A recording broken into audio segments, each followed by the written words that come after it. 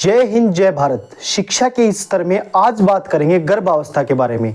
गर्भावस्था को अच्छे से समझने के लिए पहले हमें समझना पड़ेगा कि गर्भावस्था की स्टेज कौन कौन सी होती हैं। सबसे पहले जो 0 से 14 में पता है 9 महीने की गर्भावस्था होती है, लेकिन 9 महीने वो अगर सप्ताह में बताए जाएं तो 40 सप्ताह का समय होता है। वो जो 9 महीने से थोड़ा सा ज़्यादा हो जाता है, 40 सप्ताह का समय। और एग्जैक्ट दिनों की बात की जाए तो गर्भावस्था को 280 दिन का माना जाता है। तो 0 से 14 दिन की मतलब पहले जो 2 सप्ताह होते हैं वो होते हैं बच्चा उस समय तक माता के शरीर से नहीं जुड़ा होता, जो ओरनाल हम बोलते हैं उससे माता के शरीर से नहीं जुड़ा होता। उस समय तक जो बच्चे के लिए जरूरी होती है वो माता की जो पहले की जो उनकी हेल्थ थी वही डिपेंड करती है, क्योंकि तब तक वो भोजन नहीं ले रहा होता। तो उस पहले वाली हेल्थ के अकॉर्डिंग वो 14 दिन तक बिना माता के पाचन तंत्र से जुड़े हुए अपना विकास करता है। इस अवस्था को बोला जाता है डिंबावस्था। डिंबावस्था आपकी 14 दिन की होती है और इसके बाद जो बच्चा है वो मां के गर्भ से चिपक जाता है। चिपकने का मतलब वहां से वो ओरनाल के माध्यम से जुड़ जाता है और माता के खान पान से वो भोजन लेना शुरू कर देता है। तो इस अवस्था का जो समय होता है वो होता है 15 दिन से लेकर 60 दिन तक, मतलब तीसरे सप्ताह से लेकर 2 महीने तक का जो समय होता है। तीसरे सप्ताह से 8वें सप्ताह तक 6 सप्ताह का ये समय होता है पिंडावस्था का। पिंडावस्था में बच्चा का सबसे पहले जो विकास होता है वो मस्तिष्क का विकास होता है। अब मस्तिष्क के विकास में प्रोटीन ओमेगा 3 की अहम भूमिका होती है। तो गर्भवती महिलाओं को वो उस समय पे देना स्टार्ट कर दिया जाता है डॉक्टर की सहायता से। साथ में ही गांव-गांव में आंगनवाड़ी सेंटर भी उसी स्टेज में माताओं की मदद करने के लिए खोले गए हैं। लेकिन हम अपने अल्प ज्ञान की वजह से आंगनवाड़ी सेंटर से नहीं जुड़ पाते हैं, जिससे जो आंगनवाड़ी कार्यकर्ता है वो चाहकर भी हमारी मदद नहीं कर पाती और वो एक तरीके से वो उन चीज़ों से दूर रह जाते हैं, पोषण से दूर रह जाता है बच्चा। तो हमें जैसे ही गर्भवती होते हैं तो आंगनवाड़ी सेंटर से जुड़ना चाहिए और पॉजिटिवली और एक्टिवली जुड़ना चाहिए। उसके बाद जो है बच्चा सबसे पहले मस्तिष्क का विकास होगा, मस्तिष्क के बाद धड़ का विकास होगा। इसको मस्तिष्क अधोमुखी बोला जाता है। धड़ के बाद बच्चे के हाथ और पैर निकलने शुरू होते हैं। तो इस 60 दिन के अंतराल में बच्चे के शरीर का विकास होना शुरू हो जाता है। उसके बाद जो तीसरी अवस्था है 60 दिन के बाद, मतलब 2 महीने के बाद जो अवस्था होती है उसको बोला जाता है भ्रूणावस्था। इस अवस्था के दौरान बच्चे का वजन बढ़ेगा, बच्चे की हाइट बढ़ेगी, बच्चे के शरीर का अच्छे से विकास होगा और 280 दिन में पूरा बच्चा आपका रेडी होता है। गर्भावस्था में मां और बच्चे की देखभाल कितनी जरूरी है इसका अंदाजा आप इस बात से लगा सकते हो कि इस 9 महीने के दौरान जो बच्चे का आकार है वो 50,000 गुना बढ़ता है। मतलब अगर वो 1 है तो वो 50,000 हो जाएगा। 50,000 गुना में कि उसके आकार में बढ़ोतरी होती है। साथ में अगर वजन की बात की जाए तो इस 9 महीने के टाइम पीरियड के दौरान जो बच्चा 3 किलो का हो जाता है, इसका मतलब उसने 1.5 लाख गुना की बढ़ोतरी की है।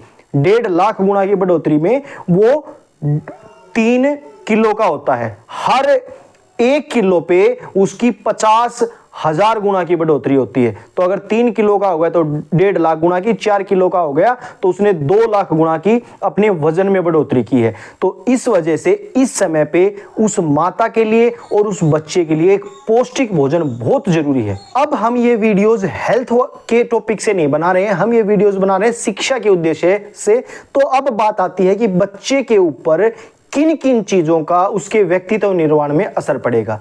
तो सबसे पहली चीज जो बच्चे के ऊपर असर डालती है वो माता और पिता का स्वास्थ्य डालता है। इसलिए जब भी कोई नया जोड़ा बच्चे के बारे में सोचता है, बच्चा प्लान करता है, तो सबसे पहले उनको 2-4 महीने तक अपने शरीर के निर्माण पे ध्यान देना चाहिए, अपनी हेल्थ के ऊपर ध्यान देना चाहिए, अपनी अच्छी एक्सरसाइज और योगा करनी चाहिए, साथ में अच्छा भोजन खाना चाहिए। हेल्थ वाइज उनको फिट एंड फाइन होके ही बच्चा प्लान करने की सोचनी चाहिए। दूसरी जो बात असर डालती है हेल्थ वाइज ठीक होने के बाद, जो दूसरी बात जो बच्चे के ऊपर असर डालती है वो डालती है उनके मिलन के समय उनके जो विचार हैं वो। तो इसमें देखो सबसे बड़ी दिक्कत ये है इंडिया में कि 9th क्लास में ये चैप्टर आना शुरू हो जाता है कि बच्चे का निर्माण कैसे होता है, जो रिप्रोडक्शन है, प्रजनन है, इंसान का प्रजनन है, वो 9th क्लास में आ जाता है। इसका मतलब 9वीं क्लास और उससे बड़े हर व्यक्ति के लिए इसकी समझ होना बहुत जरूरी है। लेकिन हमारी संकुचित मानसिकता की वजह से हम टीचर्स उन बच्चों के साथ खुल के उन चीजों को डिस्कस नहीं कर पाते, जिस वजह से बच्चों को सही ज्ञान नहीं मिल पाता और वो बीमारियों के और परेशानियों के से ग्रस्त हो जाते हैं। साथ में ये जिम्मेदारी माता पिता की भी बनती है कि उनकी एज अकॉर्डिंग, अगर आप उस एज को समझ पाओगे तभी उनके एज अकॉर्डिंग आप उनसे व्यवहार कर पाओगे। तो एज अकॉर्डिंग उनके साथ जो जानकारी है वो आपको साझा करनी चाहिए, ताकि वो उस जानकारी के लिए किसी दूसरे के ऊपर आश्रित ना हो और उनसे होने वाले उनमें परिवर्तन जो हो रहे हैं उनसे वो परेशान, चिंतित, दुखी ना हो। तो इस दौरान जो दूसरा जो इसके ऊपर असर डालता है वो डालता है उनके मिलन के समय पे जो उनके विचार होते हैं वो। तो उस समय पे आपको मस्तिष्क में जो है वो एक अच्छे विचार होने चाहिए, प्यार प्रेम भाव होना चाहिए। जो प्रशांत आचार्य बोलते हैं एक दूसरे को नोचने खसोटने के लिए वो जो समय है वो नहीं है, वो आप एक नए जीवन का निर्माण करने जा रहे हो, एक बड़े लक्ष्य के लिए आपका वो मिलन हो रहा है। तो उसके बाद जो तीसरा जो असर डालता है वो डालता है माता का खान पान, कि बच्चा जब गर्भस्थ हो जाता है, बच्चा जब पेट पर जाता है, तो तीसरा जो चीज असर डालती है वो डालती है बच्चे के बच्चे जो खान पान खुद तो खा नहीं रहा, माँ जो भी खा रही है वहां से बच्चा उसको ग्रहण कर रहा है। तो माँ को प्रोटीन, विटामिन से युक्त अच्छा भोजन हमें वहां पे देना चाहिए, ताकि उस भोजन का प्रयोग करके बच्चे का जो विकास है जो हो रहा है वो अच्छे से हो सके। साथ में भोजन ही नहीं, जो माता की मनोदशा है वो भी इसके ऊपर कड़ा असर डालती है। इस दौरान जो माताएं होती हैं वो अपने फिजिकल चेंजेस की वजह से चिड़चिड़ी हो जाती हैं, उनके दिमाग में परेशानियां, फ्रस्ट्रेशन रहने लग जाती हैं। तो उस समय उनकी उस स्थिति को समझते हुए आपको अपने व्यवहार को कंट्रोल करना पड़ेगा। उनके चिड़चिड़ेपन को समझते हुए उनके साथ वो अगर बुरा करें तो भी अच्छा व्यवहार करना चाहिए। साथ में ये केवल हस्बैंड की ही नहीं पूरे परिवार की जिम्मेदारी है कि उस समय के दौरान उनको खुश रखा जाए, उनको प्रसन्न रखा जाए, उनकी जो जरूरतें हैं उनको पूरा किया जाए, उनको एक अच्छा माहौल दिया जाए, ताकि वो अपने इस दुख के को ओवरकम करके खुशी खुशी उस बच्चे को ग्रो करवा सके। साथ में उस समय पे बच्चे के जो और विकास हैं उनको पूरा करने के लिए मां को जो गर्भवतियों के लिए जरूरी योगा है वो करने चाहिए। इसके लिए तो आजकल तो स्पेशली इंस्टीट्यूट खुलने लग गए हैं। जो बड़ी बड़ी सेलिब्रिटीज हैं वो गर्भ धारण के दौरान वहां पे जाके रहते हैं 9 महीने तक, वहीं पे उनका खान पान देख रेख किया जाता है, वहीं पे उनकी जो दिनचर्या है वो करवाई जाती है, ताकि वो एक अच्छी संतान की प्राप्ति कर सके। और हम गांव में उसको इतनी लाइकली ले लेते हैं कि उसके ऊपर कोई फोकस ही नहीं करते। तो हमें उस माता के लिए अच्छी गतिविधियां भी वहां पे उनकी दिनचर्या में डालनी होंगी। समय पे उठना, समय पे सोना, पूरी नींद लेना, दिन में भी 2-4 घंटे, 2-3 घंटे रेस्ट करना। साथ में सुबह और शाम योगा के लिए जरूर समय निकालना, क्योंकि उस समय के दौरान माँ जो कुछ भी कर रही है, जो कुछ भी पढ़ रही है, जो कुछ भी लिख रही है, जो कुछ भी सुन रही है, जो कुछ भी बोल रही है, जो कुछ भी खा रही है, सब चीजों का असर उस बच्चे के ऊपर हो रहा है। तो उस समय के दौरान अगर आप माता को डांट रहे हो, टोक रहे हो, परेशान कर रहे हो, तो वो आप उसको नहीं कर रहे, उस ग्रो हो रहे बच्चे को कर रहे हो। तो उसकी जो विकास है वो पेट में ही वहां पे बाधित होने लग जाएगा यदि उस समय माता परेशान रहती है। तो उस समय पे आपको विशेष ध्यान रखना है उनकी मेंटल हेल्थ का, साथ साथ फिजिकल हेल्थ का।